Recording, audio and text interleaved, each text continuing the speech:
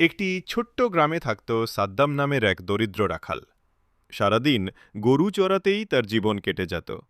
কিন্তু সাদ্দামের মনে ছিল এক স্বপ্ন, তার গরুগুলো ভালো খাবার পাবে, আর গ্রামে একটি স্কুল হবে যেখানে সব ছেলেমেয়েরা পড়াশোনা করবে।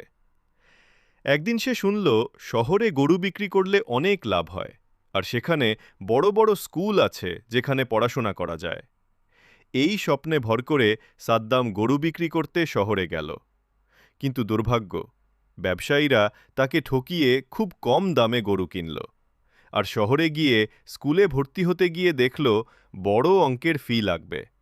অসহায় সাদ্দাম হতাশ হয়ে পড়ল। তবুও সে হাল ছাড়ল না। সে গ্রামে ফিরে এসে একটি ছোট্ট পাঠশালা বানাল। গরু থেকেও কিছু আয় করল, আর গ্রামের শিশুদের পড়াতে শুরু করল। দিন যেতে লাগল। ধীরে ধীরে শিশুরা পড়াশোনায় আগ্রহী হল, আর সাদ্দাম গ্রামের সবার চোখে নায়ক হয়ে উঠল।